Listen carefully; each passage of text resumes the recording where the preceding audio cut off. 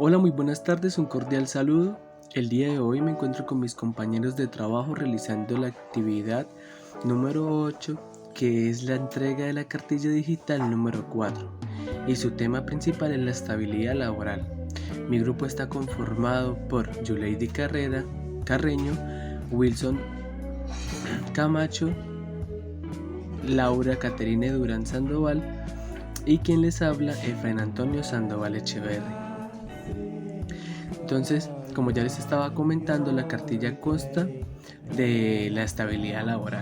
Entonces, la estabilidad en el empleo consiste en el derecho que se le reconoce al trabajador de permanecer en el cargo que desempeña, a no ser despedido sin causa debidamente justificada por el funcionario competente y, en caso de despido injustificado, a ser reinstalado o indemnizado. Contrato de trabajo. Teniendo en cuenta el artículo 1495 del Código Civil, se conoce como contrato al acto voluntario de una persona de adquirir una obligación para con otra persona. Bien puede ser para dar o hacer una cosa. Vale mencionar que el contrato puede implicar a dos o más personas, donde ambas adquieren responsabilidades a beneficio de la otra parte. Elementos del contrato de trabajo.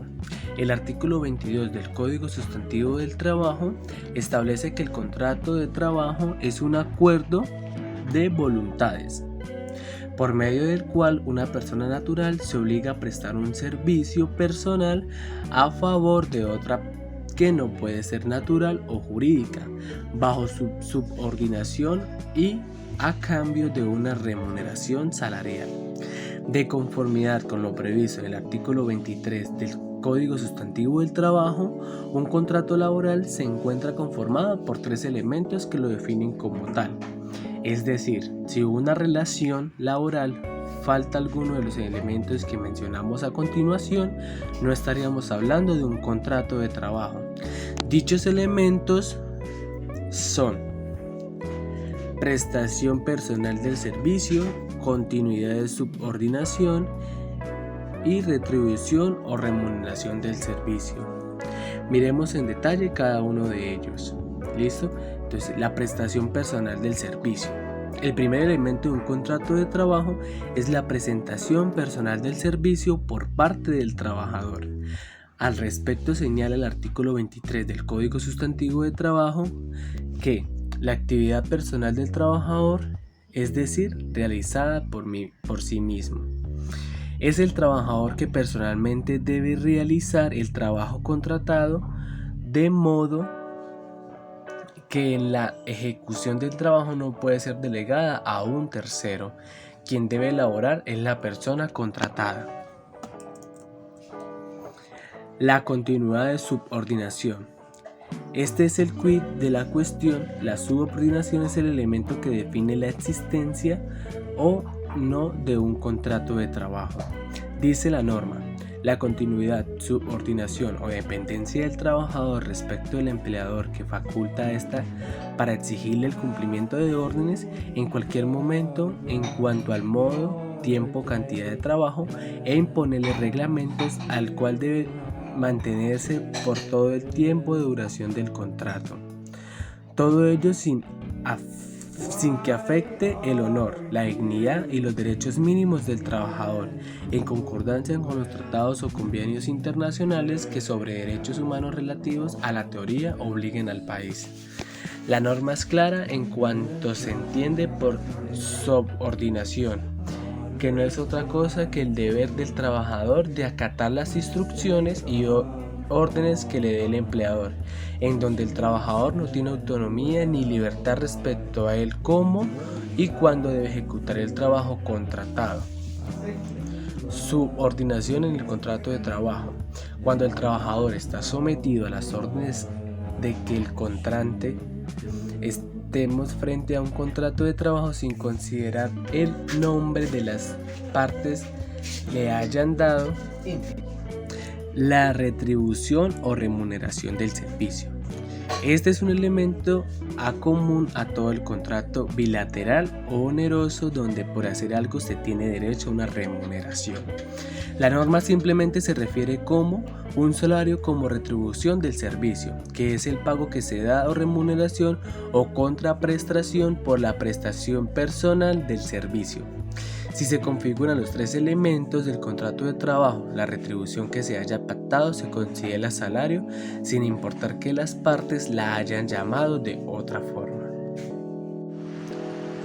Bueno, y para finalizar, pues cabe recalcar que el objetivo que tenía esta actividad era brindar estrategias, ¿sí?, a la empresa de nosotros, que es el vivero El Dique, ubicado en Chinacota, norte de Santander, a los trabajadores sobre la estabilidad laboral, mediante el cual se hace sobre los análisis de los tipos de contrato y los elementos del contrato. Entonces, también en la cartilla pudimos observar los elementos esenciales del contrato, medidas de mejoramiento para las partes contratantes y los mecanismos para contribuir al mejoramiento de la estabilidad laboral. No siendo más, me despido. Espero pues les haya gustado el video a los trabajadores. Que tengan un excelente día. Recuerden que les habló Efraín Sandoval, estudiante de Seguridad y Salud en el Trabajo de la Corporación Universitaria Minuto de Dios. Y gracias a mis compañeros por participar en el video: Laura Durán, Wilson Camacho, Yuleidi Carreño. Muchas gracias. Bueno, yo les hablaré como cuáles son las medidas de mejoramiento para las partes contratantes en atención a las condiciones de cada una. Bueno, esto permite la mejora de las condiciones de los contratos, mejorando la estabilidad del contratante y del contratado, priorizando las oportunidades del mejoramiento y estableciendo los planes de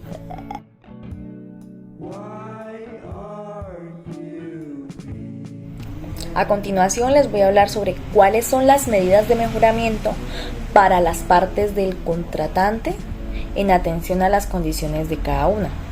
Bueno, esto permitirá la mejora de las condiciones de los contratos, mejorando la estabilidad del contratante y del contratado, priorizando las oportunidades del mejoramiento y estableciendo los planes de beneficios mutuos. Bueno, por parte del empleador, primero debe estar la implementación del sistema de seguridad y salud en el trabajo.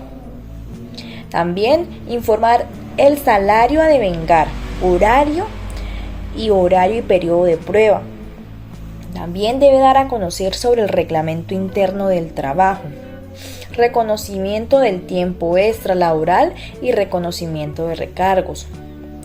Él no debe exceder las jornadas laborales que, aunque sean reconocidas, no deberán ser extenuantes. También debe cumplir con las fechas establecidas para las remuneraciones o pagos. En caso de despido, notificar la razón del hecho. Darle la oportunidad al trabajador de demostrar la capacidad de desempeño en su labor. También debe ofrecer un plan de beneficios a los trabajadores. Un reconocimiento por el logro de los resultados. Aunque en condiciones normales un empleado puede ser despedido con o sin justa causa, pues se faculta al empleador como parte de un contrato que es bilateral y consensual, pero se pueden optar por ciertas medidas que prevengan la desprotección laboral. Las siguientes medidas son las que se pueden optar. Uno sería el cumplimiento con el periodo de tiempo de vacaciones. También la implementación de contratos a término indefinido. La confidencialidad de la información cuando exista la larga permanencia de un empleado en la compañía. Lanzamientos de vacantes al personal interno de dicho establecimiento o compañía. La concientización frente al cargo y su importancia. Para ello devengamos las capacitaciones. Sin embargo, existe la estabilidad laboral reforzada para aquellas personas que son vulnerables ante el desempleo. En el caso de Colombia, el Estado Social de Derecho de la Constitución de 1991 se enfocó en una distribución igualitaria de derechos, deberes y beneficios, la llamada justicia redistributiva. Es decir, que sobre las bases de intereses común se garantiza los medios para aquellos más desfavorecidos y por lo tanto desiguales, para que tengan las mismas oportunidades de ejercer sus potenciales mínimos en todos los ámbitos y así poder desarrollar la esencia de su libertad. Bueno, el principio de la estabilidad laboral. La estabilidad en el empleo a lo largo de la historia de las relaciones de trabajo se han convertido en una de las grandes conquistas a alcanzar por parte de las clases trabajadoras.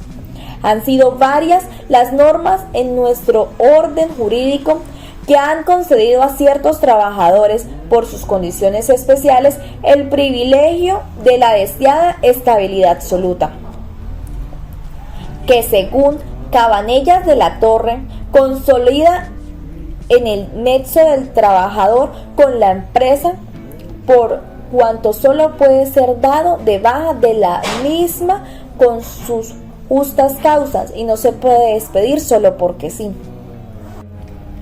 Por otra parte, también está la parte que le corresponde al trabajador, quien debe 1. Tener el cumplimiento de las actividades para las cuales fue contratado. También debe cumplir con el horario laboral.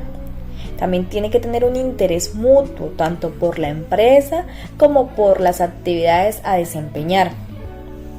También tiene que tener satisfacción de ambas partes en la relación laboral. Un compromiso y responsabilidad con los deberes y obligaciones. Generar confianza por parte del empleador. Cumplir con el reglamento interno del trabajo.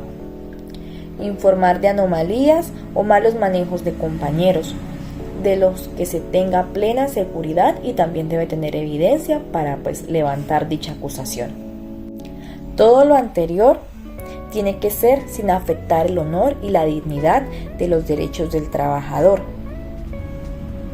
Bueno, a continuación también vamos a hablar sobre cuáles son los mecanismos para contribuir al mejoramiento de la estabilidad laboral.